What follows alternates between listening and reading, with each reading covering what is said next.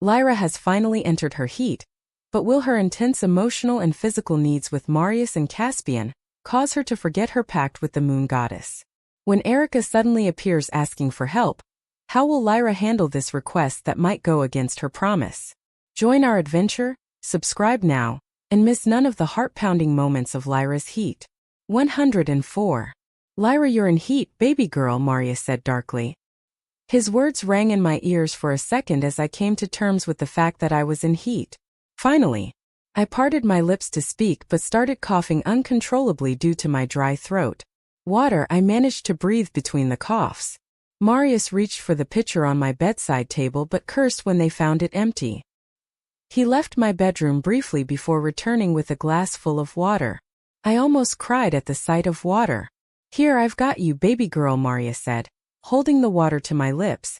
I chugged down the whole glass in 3 large gulps, which relieved me. It was then that Caspian stormed inside with a nurse, but his eyes widened with realization as soon as he looked at me. She's in heat, Caspian said. I noticed the nurse slinked away silently like a ghost while Caspian stood at the doorway, shocked.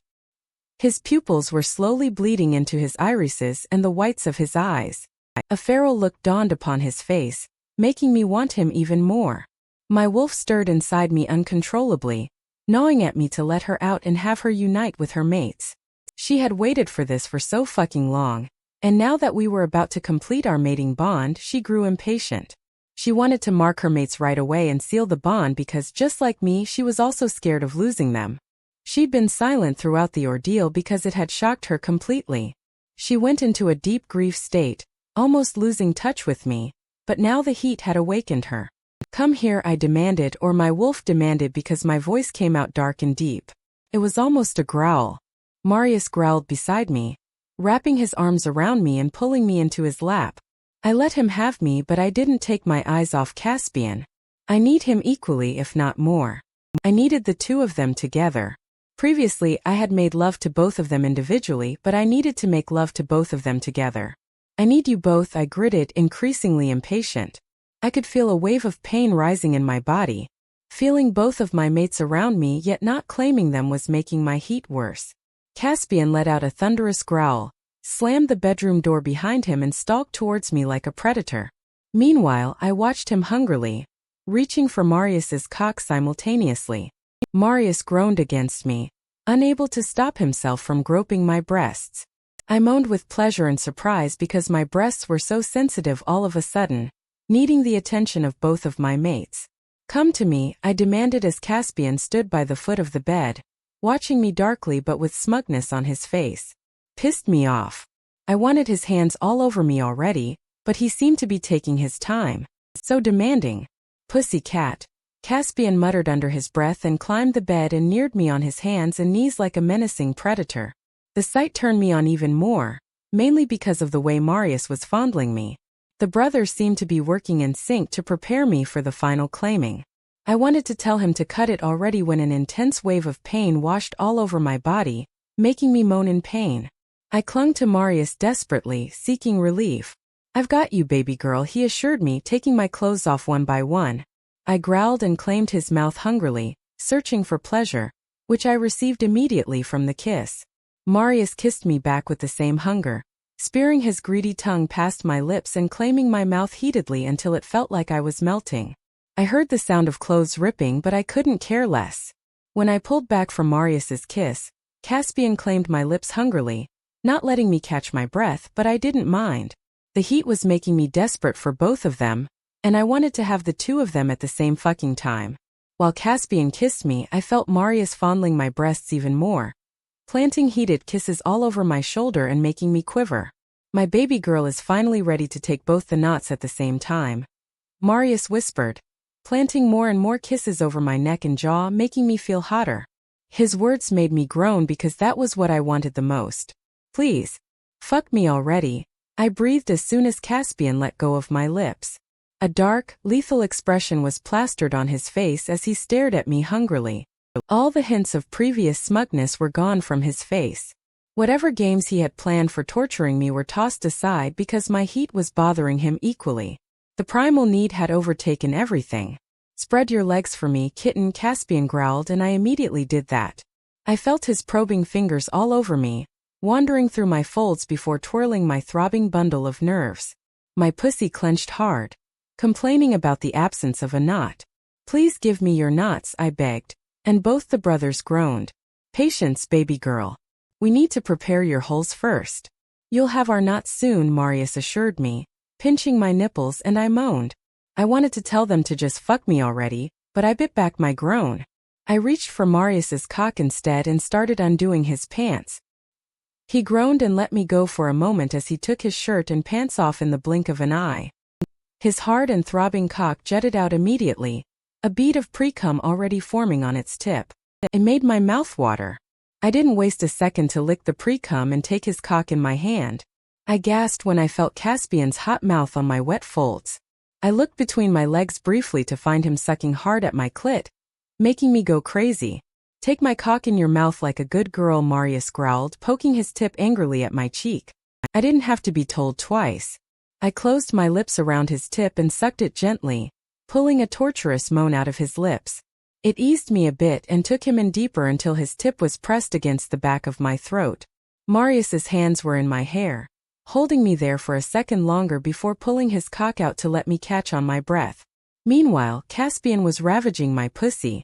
Having my mouth fucked and my pussy eaten at the same time was nothing less than a dream come true, but at the same time it was easily overwhelming. Though I wasn't complaining. I had wanted this for the longest. "Caspian," I cried when he started rubbing the sensitive most part of my inner walls, making my pulse harder with need. He was tongue-fucking my clit at the same time. It felt all too much, but Marius shoved his cock back into my mouth and started fucking it without a warning. "Yes. Look at her. She lets me use her mouth like a good little girl," Marius growled above me, and his words alone made me feel wetter. "MMM. Such a good little pussy cat," holding her legs wide open for me, Caspian growled, making my thighs quiver. I was about to come from the way the two were showing me undivided attention, but right when I was about to come, Caspian took his mouth and fingers off my pussy. Marius pulled out of my mouth as well, and I made a sound of protest. In the next moment, I was on top of Caspian and felt the tip of his cock nudging my entrance. "Yes, please fuck me," I demanded as he rubbed his tip all over my wetness before finally entering me. I cried in pleasure as he seated himself completely, his knot included. I felt it angrily pulse away in my pussy, giving me the orgasms that I so desperately needed. Caspian kissed me hungrily as I came on his knot desperately. It took me a couple of seconds to realize that my back hole felt wet. I looked over my shoulder, breathing hard, to find Marius lubing me up from the back. "He's going to fuck your ass, pussycat. Stay still and let him in," Caspian whispered in my ear, reaching between us to stroke my clit to keep me prepared for Marius. "Yes," I whispered when I felt Marius ribbing his tip against my back hole, slowly easing himself in. "Take me in, baby girl. You can do this," Marius said behind me as he slowly eased all his cock inside me, and then, with a strong final thrust, he pushed his knot into me, making me cry out with the pleasure of having the knots of my mates together. 105, Lyra. I rested my head on Caspian's shoulder, breathing hard while I felt both their knots pulsing away inside me. I felt so tight and full. My muscles tried to clench around them but couldn't because I was too stuffed. "Breathe," Caspian whispered under me, running his fingers through my hair. "Are you all right?" he asked, sounding concerned. "Yeah," I sighed, trying to gain control of my breathing. I winced as a wave of pain washed over my body, but it soon turned into pleasure. "How do you feel?" Marius asked, his shot breath fanning my neck, making my pussy clench around Caspian's knot. His husky voice did wonders for me. "I feel good," I whispered as he placed several hot kisses over my shoulder, making my heart stutter. "Feels so full. So complete," I said, and Caspian groaned. I lifted my head to look at him. His eyes were pitch black and his canines were out. He looked ready to claim and mark me, but he seemed to be holding himself back. "Such a good girl, taking two knots together," Marius praised me, and I shuddered with pleasure. Somehow he knew the right thing to say at the right time. "MMM. I want more," I whispered. "Please fuck me. Use my holes." "I know my heat is affecting you two equally," I told them. My whole body was burning, and I needed to be touched by them everywhere. "Be careful what you wish for, pussy cat." Caspian growled under me before pulling his knot out briefly and thrusting inside me with an intense thrust. I moaned, feeling sensitive down there, but I needed it. Please. I know what I'm asking for, I moaned. I want you to desperately. I don't want to wait anymore. Marius wrapped his fingers around my trait and pulled me back against him. I gasped at the suddenness of his actions and the way their knots shifted inside me, pulsing hard.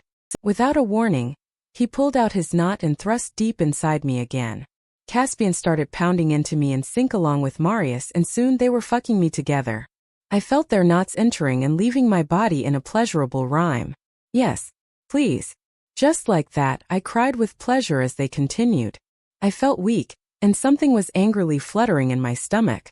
Marius growled at my words, and his thrusts grew harder and faster. The sound of my moans, along with their grunts and growls and the sound of skin slapping, filled the room. Marius grabbed my breast hard as he continued to ram into me along with Caspian with a fierce intensity. The heat was the only reason I could take the two simultaneously at this intensity. Otherwise, it'd have been painful. However, I was sure I would have bruises from this and would be sore for days, but I didn't mind that. I needed this. I needed to give this to them for doing everything for me. They'd always meant well for me and loved me unconditionally. All I ever did was take and take from them. This was my time to give them without withholding anything. I wanted to give them fully. I wanted to give them everything. Their frantic thrusts pushed me towards another intense orgasm. This time I screamed as my muscles almost painfully clenched around their knots, making them growl like animals. I squirted over Caspian as I came. They slowed down with the thrusts a bit but maintained the rhythm. Come for us, baby girl, Marius growled behind me, reaching between my legs to stroke my throbbing bunch of nerves.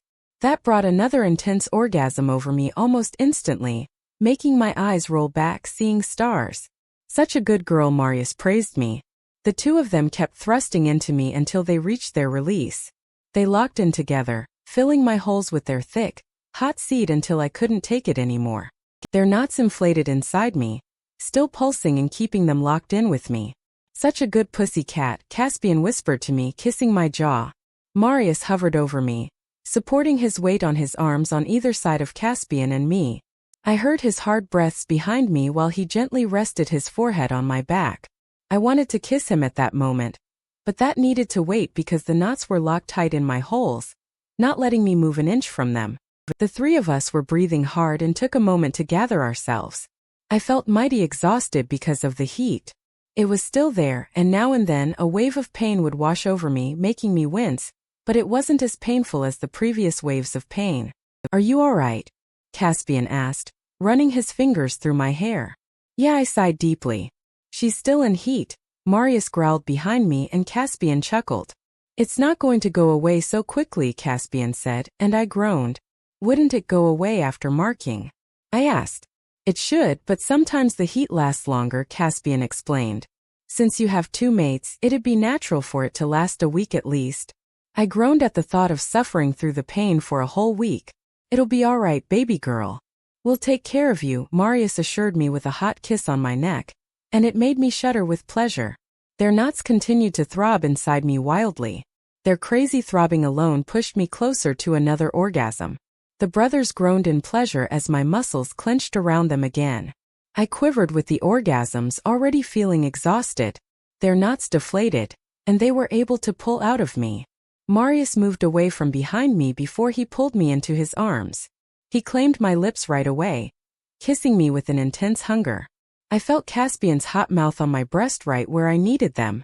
I moaned into Marius's mouth and he kissed me harder. I pulled back from the kiss and gasped when Caspian started to suck hard at one of my sensitive nipples while also stroking my clit.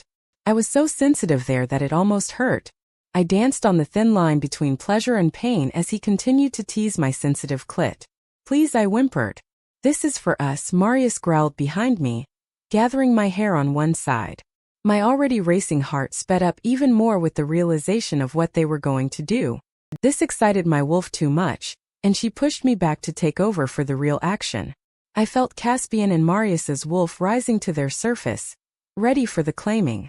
My canines were out, and I salivated to taste my mate's blood.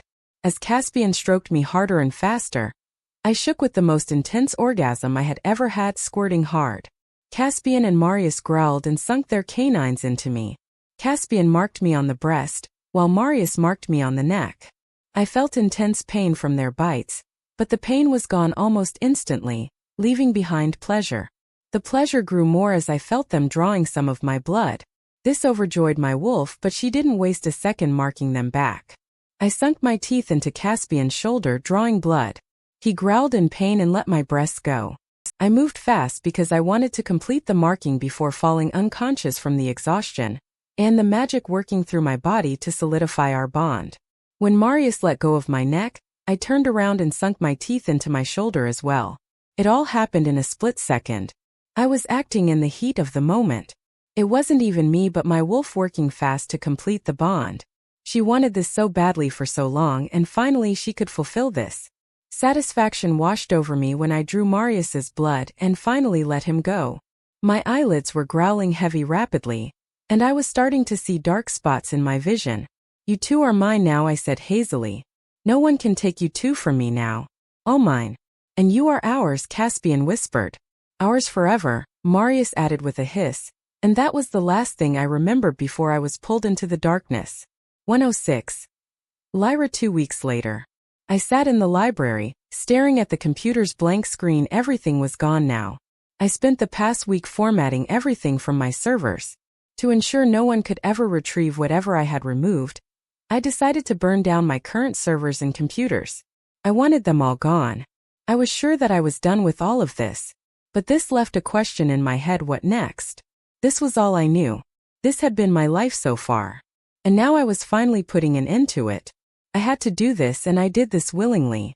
I knew this was the right decision, and I'd never regret it in the future.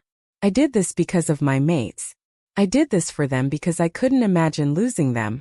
I had almost lost them, and it was traumatic enough. I didn't want them hurting because of me. In the past, I did my job despite it being dangerous because I didn't have anything to lose back then.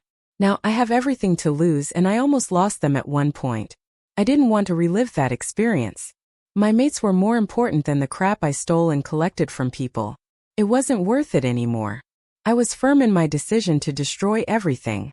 The incident was still fresh in my head, and every night I woke up with nightmares about it. The brothers tried their best to soothe me and ask me what was bothering me, but I didn't want them to know about all those terrible things. I sighed deeply, staring out of the window. It was the end of February, and spring was waiting on the doorstep. The snow was melting away, and the days were growing longer. A new beginning was approaching, and I was ready to greet it and leave everything behind. I wanted to have a new beginning with my mates, especially since the mating bond was fulfilled. I could feel both of them through their bond and their emotions, which made me feel deeply secure about them. The connection always assured me that they were there, and whenever I felt worried about them, I'd tap into the connection and feel them. It made me feel slightly better, but simultaneously it was tiring, the whole mating thing. The heat was completely gone now, and parts of my body ached terribly, but I ignored them and focused on the contentment. I had wanted this for a long time, and finally I had it. I wouldn't throw this all away for a silly mistake again. I was now determined to make this happen. I wanted to be there for my mates and make their lives easier instead of finding new ways to fuck them up every day. I wasn't going to act foolish anymore. I wanted to start fresh, and I felt that getting rid of everything from my old life would make it easier. I was doing this for them, and I owed this to them after they had done everything for me. A sharp knock on the door pulled me out of my thoughts, making me sit up. Caspian walked in the next moment, holding a cup of coffee and a plate of pancakes. "You're up early today, baby girl," he said, setting them on the table before me and giving me a heated kiss. I kissed him back, and instantly, the marking on my breast tingled with satisfaction. After pulling back from the kiss, I hummed and stared into his deep dark eyes. He was so beautiful. Even though I was tired from the long heat week, a part of me still ached for him and Marius. I couldn't seem to have enough of them. I could feel the same enthusiasm flowing through the bond from his side. I wanted to kiss him more, but the exhaustion took over. "You're exhausted," Caspian remarked. The brothers could feel everything on my side through the bond, too. I couldn't hide much from them anymore, not that there was much to be hidden now. "I'm fine," I told him, fighting a yawn. He chuckled and settled on the chair next to me before pulling me into his lap. I didn't protest and let him hold me. It made me feel incredible, and I could feel his wolf purring cozily, making my wolf stir. You didn't sleep well last night, baby girl, Caspian whispered, rubbing my back while I buried my face in his neck. Yeah, I need some time getting used to sleeping with you two in the same bed. Marius is snoring and you spreading your limbs fully really helps, I said, making Caspian chuckle. That bed's too damn small for the three of us. I've talked to our pack carpenter. She's making a bigger bed for us, Caspian said. What size is it? King size. It'd still be small with you fully spreading your limbs, I joked. It's alpha-sized, Caspian said. And I giggled but sighed deeply with dizziness instantly. You're very tired, baby girl. You should rest. The heat was brutal on you. And so were you too, I reminded him, and he chuckled darkly. And you loved it, Caspian remarked, and I sighed again. I loved it very much and he knew about it. You have to rest now. You never recovered completely after being discharged from the hospital. He reminded me. You were weak and the heat weakened you even more, and then you keep waking up at night due to the nightmares, he said. The tone of his voice was prompting. I knew he wanted to know about these nightmares because they were pretty much recurring and didn't seem to stop no matter what they did. I wanted to keep them to myself for now because I didn't have it in me to talk about them. Talking about them would make them feel too real. I shuddered slightly as a bloody image flashed in front of my eyes, but I pushed it away before it could have a more negative effect on me.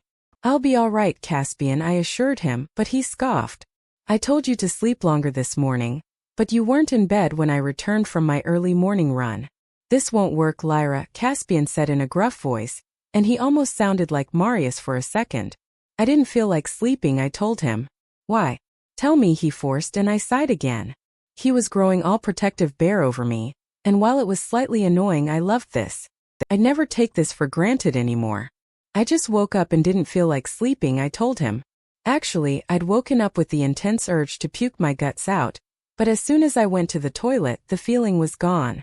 After that, I tried going back to sleep, but sleep never came, so I came to the library to distract myself by completing the formatting. However, I decided it was too trivial to mention. Caspian frowned at my response, not feeling satisfied.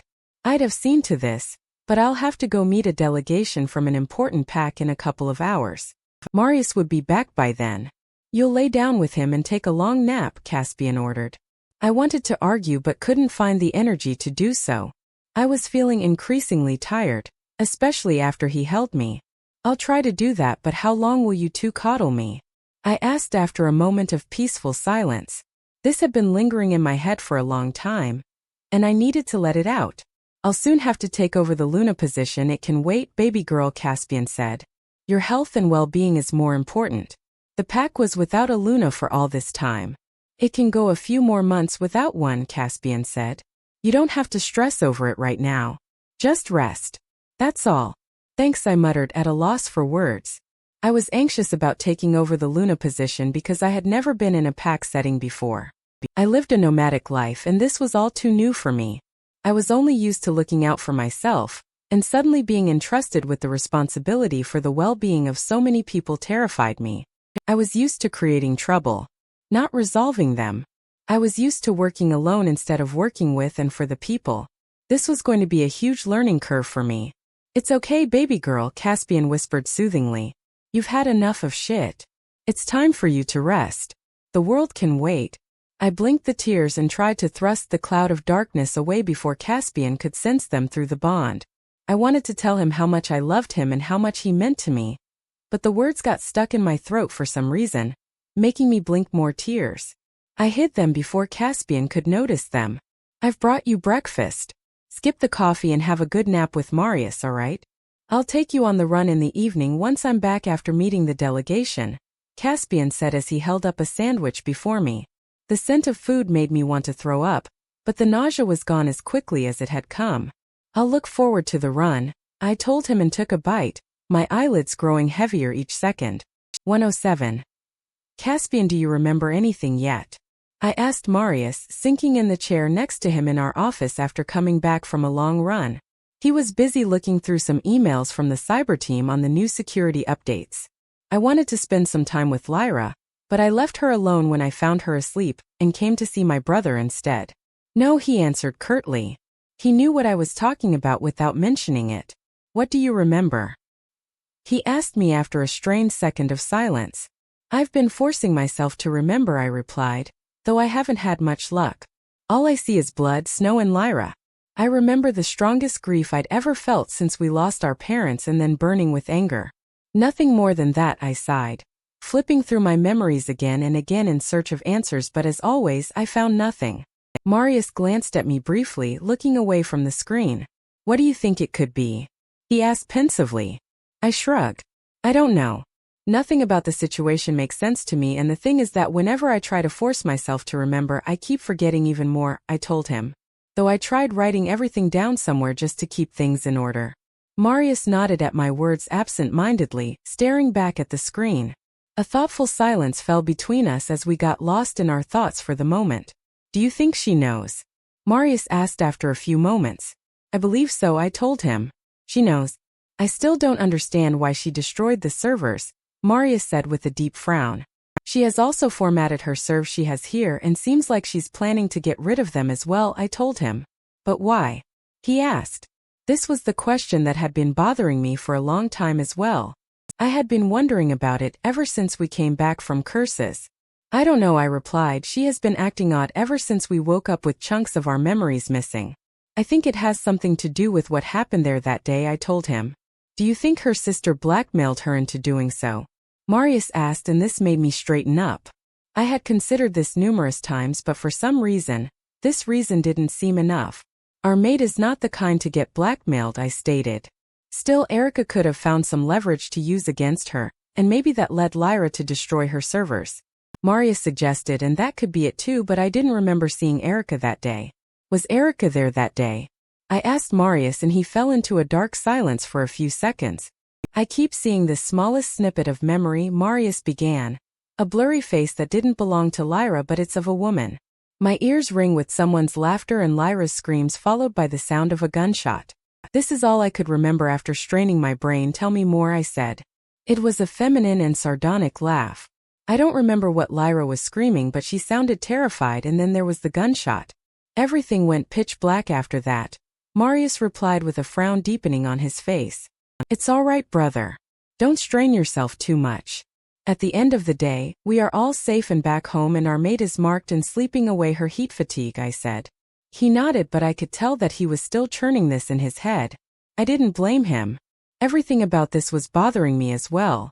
It was like a riddle whose answer was right on the tip of my tongue, but for some reason, I couldn't realize the answer.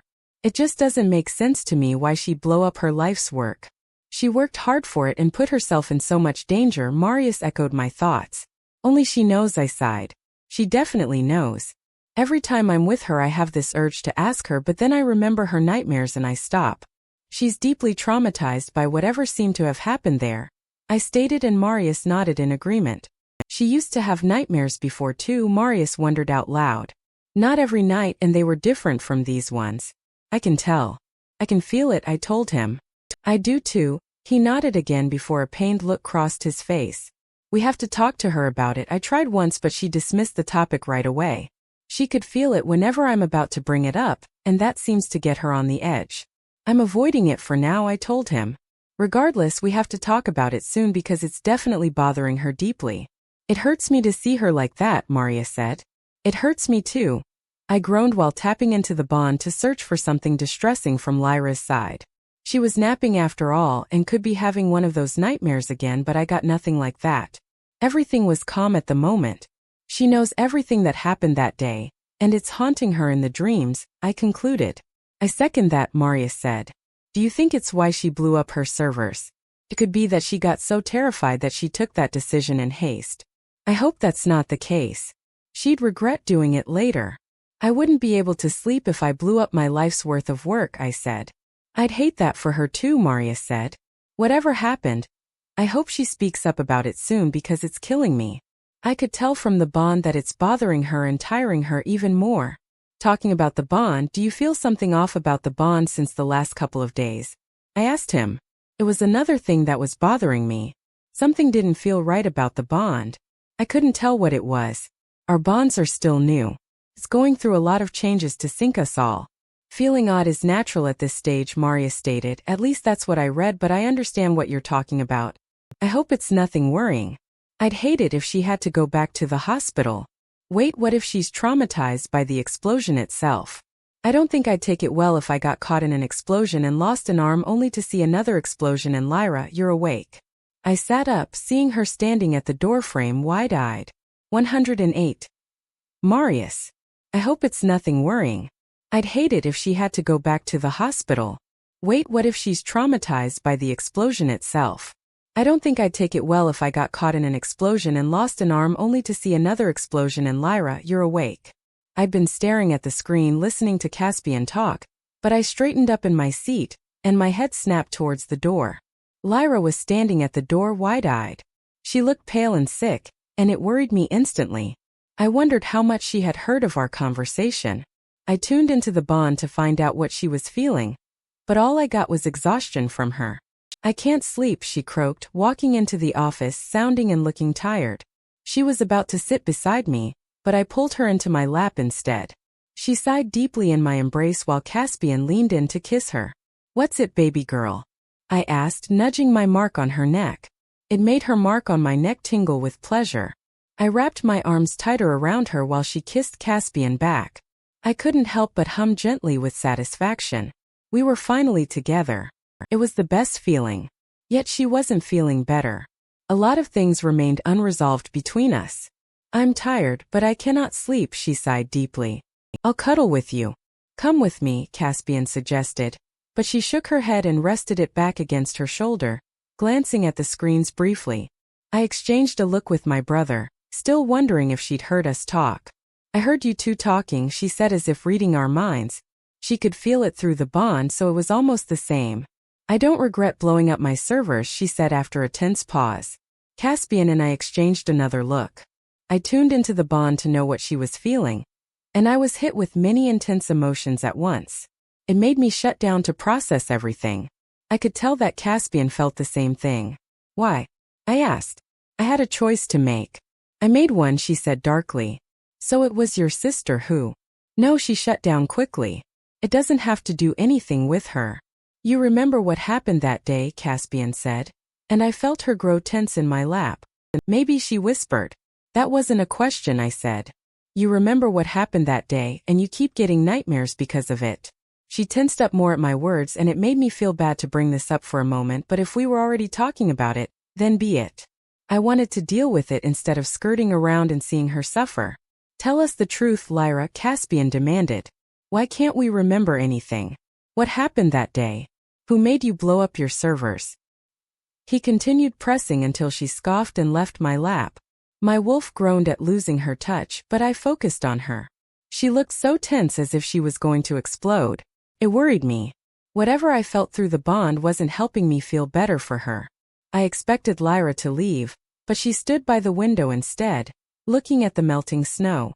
I blew up the servers myself. It was a choice I made, and I'll never regret it. I'll do it again if I have to, she said, her voice sounding like she was in distant thoughts. What about the other stuff? Caspian asked. What happened that day, Lyra? Tell us.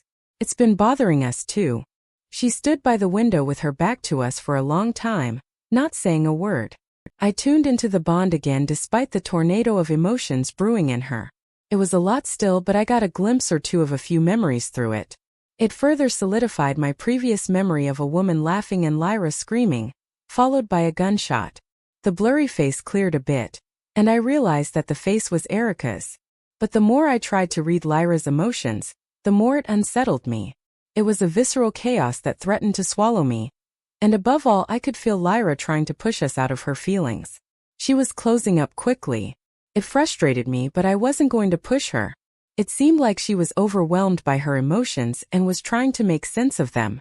It'd be counterintuitive to force her to share them if she was struggling to deal with them in the first place. It's all right, baby girl. Take your time, but you'll have to tell us one day. It's hard for us to see you suffer and not be able to help you in any way, I told her, leaving my seat to stand beside the window. The fresh spring breeze strung the air, making everything feel like new. It reminded me of our new bond and the future ahead of us. Things happen, she said after the longest time. I made a promise to someone some time ago, and I could not fulfill it. I almost got punished for it, and I had to negotiate and make some decisions. Promised to who? Negotiate with who? I asked cautiously. Caspian leaned on the other side of the window, listening intently. Arika. He suggested. Not her. She didn't have anything to do with it. I still hate her, but she's not going to bother us for a while now, Lyra shrugged, looking ahead and blinking tears. I edged closer to her and draped my arm over her shoulder. Caspian stepped closer, holding her cybernetic hand. Did you kill her? Caspian asked. No, she's alive somewhere, but she won't bother us, I promise. The servers are gone, so we don't have to worry about someone stealing them again and using the information to start some shit. It's all gone now. I want to leave it behind me. It's not worth it anymore. I've got too much to lose now, she said. Her words meant only one thing: someone else besides Arika was involved in this, and Lyra destroyed the servers because of them. I wondered who it could be. Why don't we remember anything? Caspian asked. Part of the negotiations, I guess, she shrugged. I exchanged a look with my brother and saw that he was thinking the same thing. Was it a witch? I asked out loud. As far as I know, they're the only ones capable of altering memory. No, not witches, Lyra said. You don't have to know. It's best you two don't remember anything. But why? Caspian asked. Why must we live in the dark and see you suffer? Part of the punishment for breaking the promise, she sniffed. What promise? I couldn't help but ask. A lot of questions were bubbling in my head. Lyra sighed deeply, wiping a tear. I'll tell you someday, but I can't right now. It's just. She trailed off for a moment and started crying harder. I'm such a terrible mate. 109, Lyra. I'm such a terrible mate. I had this urge to wail like an idiot all of a sudden. I wanted to have a sincere talk with them, but for some reason my emotions were fucking hard with me, especially over the past few days. I wondered if this was just the aftermath of heat or something else. I wondered if it was. No, this can't be that. Not every heat resulted in that, and my wolf would have told me right away if it was really that. No, you're not, Caspian snapped, wrapping his arm around me. You're the best thing that happened to us, Marius said, moving closer to me and touching my arm. Something fluttered in my stomach. You two are saying that to ease me, but that's not how it is. I troubled you two so much it was all worth it, Marius cut me. At the end of the day, we're glad you're here with us. This is what we wanted and we finally have it. Yes, this is all that matters to us now. What has happened has happened. I'm looking forward to moving ahead and starting fresh, Caspian added. You two are really optimistic about someone who hasn't done anything for you. It doesn't matter, and Lyra, you were sick for half the time. And the rest of the time we were busy finding our sister, Caspian said.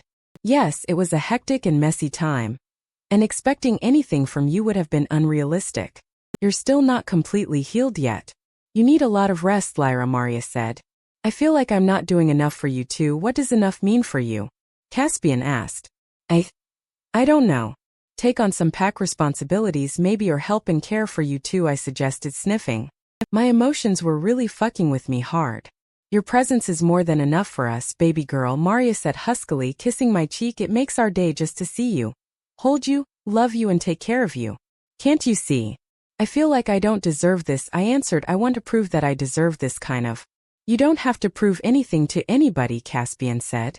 You're enough to us as you are. If anything, his words made me cry more like an idiot.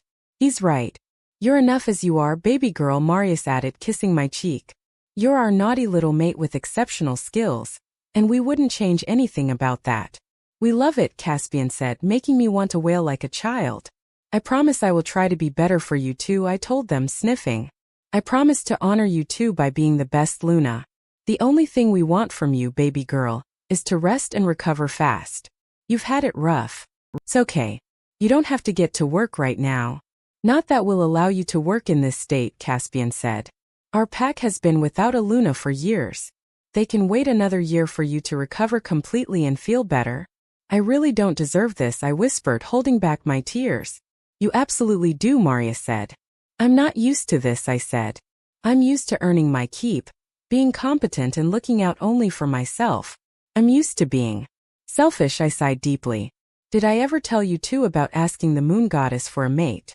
Doesn't everyone pray to the moon goddess for a mate? Caspian shrugged, not understanding what it meant. I remember you mentioned this in passing, but yeah, we prayed for a mate too, Marius added, and this time I chuckled. I don't mean praying to the moon goddess for a mate, I said, trying not to think about our last agreement. Then, Marius asked. I trailed off, wondering if I should tell them about it. If I did, then I might have to disclose to them what happened at the port, and I wasn't ready for that yet. I didn't want to remember Marius's dead face and the emptiness of losing Caspian too. It sent a shudder down my spine. I summoned the moon goddess, I replied quietly, and I asked for many things and well. I was shocked when I saw Marius and did things I shouldn't have done. It's okay, baby girl. You had your reasons, Marius assured. He's right, but how did you summon the goodness? Caspian asked. Well, I bought a spell from the Weathered Witches, I replied. Either way, I asked for a mate and fucked up badly. Is this somehow related to our missing memories? Caspian asked, and I tensed. The brothers exchanged looks, and I decided not to answer the question. Whatever might have happened, we trust you, Lyra, and we're glad you summoned the goddess and asked for a mate. It led us to you, Marius said, and the urge to cry returned. Something fluttered in my stomach, and my throat tightened. If I could go back in time, I'd have stayed with you that night, I told Marius. And I'd have met Caspian too. It would have been so good. You want to play that out? Caspian suggested, amused, and Marius chuckled. Does that mean I get to flirt with Fidel too? I laughed, tears still streaming down my face. I was expecting them to frown and scoff, but both laughed. You want to play, baby girl? We can play, Marius offered darkly, making me laugh. All you have to do is ask. Caspian joined, and suddenly I was sandwiched between the two. My back was pressed against Marius's while my front was pressed against Caspian's. Feeling so close to my mates made my wolf stir. Their marks on my body sizzled with pleasure, making me want to climb them like a tree. Then I'm asking you two to allow me to return every favor that you've done to me. I am asking you two to let me prove to you two that I'm worthy of being your mates. I'm asking you two to let me serve you with whatever I have. I told them sincerely, and Marius growled behind me. We don't want anything from you, Lyra, he said. We want you, we want your love. That's all, Caspian said. Then I promised to love you two with an unwavering dedication. I swore. I promised to give back everything I had taken. I promised to honor and protect you two with everything I have. I promised to be the best mate I can be. I finally got it off my chest. I love you two. I've already promised you that we'll take care of you no matter what. And that still stands, Marius whispered. I love you, Lyra. My heart quivered at his words. I love you too, my pussycat. Caspian smiled and pecked my lips. And I'll ask Fidel what kind of casket he likes, Caspian added, and we roared with laughter. Epilogue. Lyra. 5 years later, what did you get? I asked Fidel over the comm while monitoring the lines of code that were appearing on the computer screen. Caspian leaned in to listen to the conversation. I put it on the speaker. Not a single one alive. They took themselves out before we got here, Fidel replied over the comm.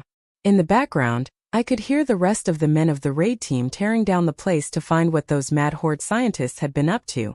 We'd been trying to find them for months, and after a lot of tracking and snooping around, we finally managed to find their location. That's what I thought. Caspian spoke beside me. Someone tipped them. What about their computers? Did they destroy them? I'm unable to get anything here, I said, looking at the lines of codes. I'd been trying to hack the scientists' computers for the longest time, but to no avail. They always found a way to evade me, but not anymore. I managed to hack the computer of one of their dealers and find their location. They destroyed almost all of them, but we've found one intact. You can get something from that, Fidel offered. In the background, the sound of the raid team working grew louder. Great. Bring them. I'd like to have a look at them and see what kind of fuckery they were up to, I said. Yes. We're taking them down. Holy shit. Fuck this. Fuck no. I'm out. His screams were interrupted by a gauging noise before I heard Fidel vomiting. Caspian took the comm away from me instantly and shoved my vomit bucket in front of me. I'm fine, I groaned at him, pushing the bucket away. No, keep this. I don't want you throwing over the keyboards again.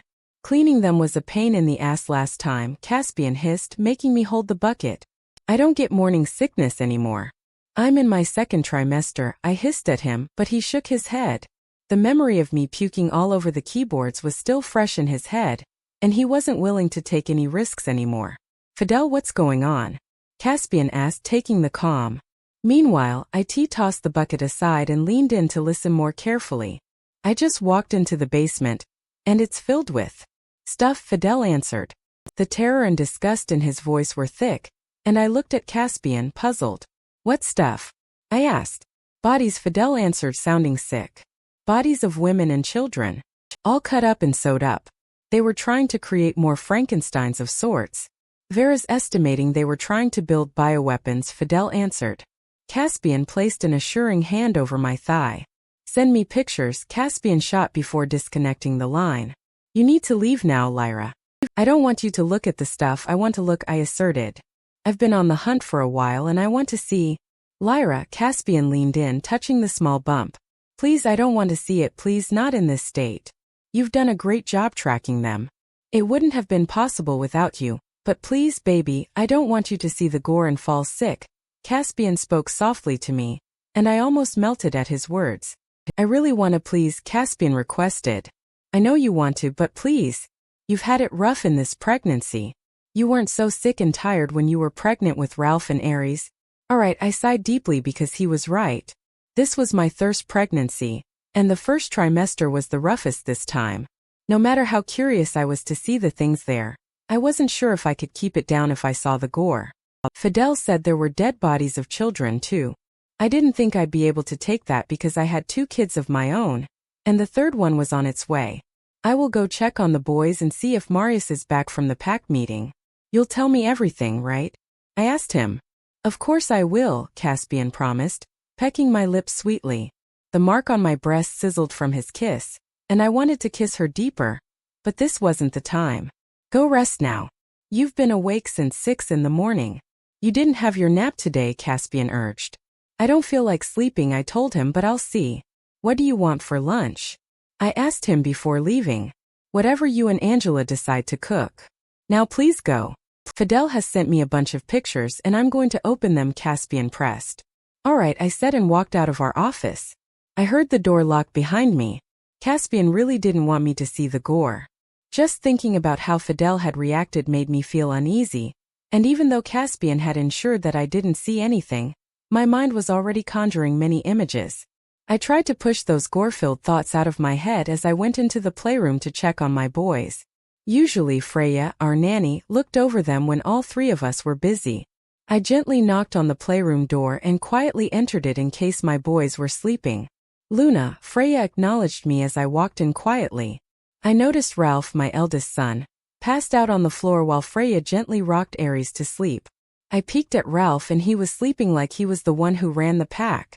I smiled at him. Ralph looked more like Marius than Marius himself, while Aries took after Caspian completely, but he had my eyes. It made me wonder what the third one would look like. I was really hoping for a cute little girl. Marius and Caspian wanted a girl too. It'd make them so happy, but I had a feeling that this one would be a boy too. Let them sleep here together, I told Freya when Aries was completely asleep. I'll be in the office and it'd be easier to check on them. Okay, Freya nodded before she eyed my bump.